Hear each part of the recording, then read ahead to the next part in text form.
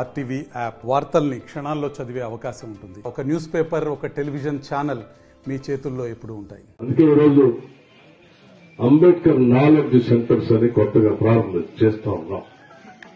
ఆడ ఉద్యోగాల కోసం నోటిఫికేషన్ ఇస్తూనే ఆయా నియోజకవర్గాల్లో ఉన్న పిల్లలు ఎవరు హైదరాబాద్ పోకుండానే ప్రతి నియోజకవర్గంలో ఒక అంబేద్కర్ నాలెడ్జ్ సెంటర్ ని ప్రారంభించబోతా ఉన్నాం.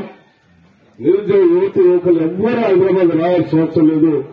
ఈ రాష్ట్రంలో కాదు, దేశంలోనే అత్యంత best of the best lecturers ఎవరైతే పాఠాలు కోచింగ్ చెప్పగలరో అటువంటి వాళ్ళందరినీ తీసుకొని వచ్చి హైదరాబాద్ లో ఆన్లైన్ లో ఒక స్టూడియోలో పెట్టి అక్కడి నుంచి వాళ్ళు పాఠాలు చెప్తా ఉంటే ఈ నియోజకవర్గంలో ఇక్కడ అంబేద్కర్ నాలెడ్జ్ సెంటర్ లో కూర్చొని మన ముందు పెద్ద తెరలో ఆ హాల్లో వాళ్ళు చెప్పేటువంటి పాఠాలన్నీ కనిపిస్తా ఉంటాయి, వినిపిస్తా ఉంటాయి. ఇక్కడ కూర్చొని ఇక్కడే నేర్చుకోవచ్చు, ఇక్కడే కోచింగ్ తీసుకొని ఇక్కడే పరీక్ష రాసే కార్యక్రమాన్ని 119 నియోజకవర్గాలకి 119 అంబేద్కర్ నాలెడ్జ్ సెంటర్ని శాంక్షన్ చేస్తున్న ప్రతి రోజుల్లో వాళ్ళు ప్రారంభిస్తాం. అది కేవలం 15 రోజులు పూర్తి కూడా చేస్తాం.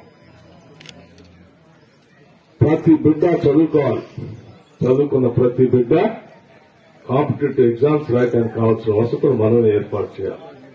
మెరిట్ ప్రకారంగా ఎవరు బాగా చదువుకున్న ఉద్యోగాలు పరీక్షలు రాస్తారో వాళ్ళందరికీ స్పష్టంగా, ట్రాన్స్పరెంట్ గా, ఎటువంటి లీకులు లేకుండా ఉద్యోగ అవకాశాలు వచ్చేటువంటి ఏర్పాట్ని ఈ ప్రభుత్వం చేస్తుందని చెప్పి కూడా మీ అందరికీ నేను సవినయంగా మనం చేస్తూ ఉన్నాను.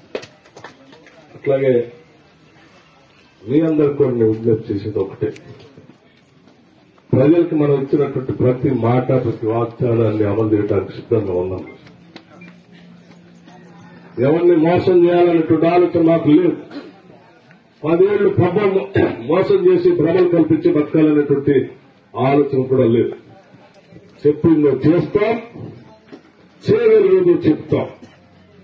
100 ఏళ్లు పైబడి చరిత్ర కలిగిన ఈ పార్టీ ఇంకా 100 ఏళ్ల పైబడి రాష్ట్రాన్ని, దేశాన్ని పాలన చేసి ప్రజలకు మేము చేస్తున్నాం. మాయ చేసి మోసం చేసి వెళ్ళిపోతే 4 రోజుల్లో మన ఇంటికి పంపిస్తాం. అటువంటి తప్పుడు పనులు ఎవరు చేయదలుచుకోలేదు.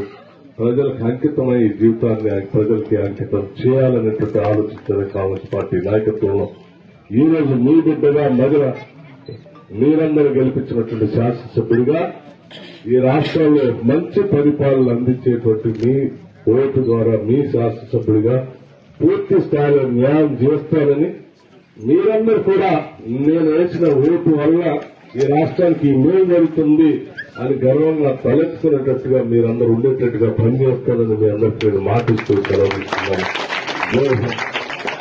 మరిన్ని వీడియోస్ కోసం ఛానల్ ని సబ్స్క్రైబ్ చేయండి. లేటెస్ట్ అప్డేట్స్ కోసం వాట్సాప్ ఛానల్ ని ఫాలో చేయండి. అండ్ లింక్ డిస్క్రిప్షన్ లో ఉంది.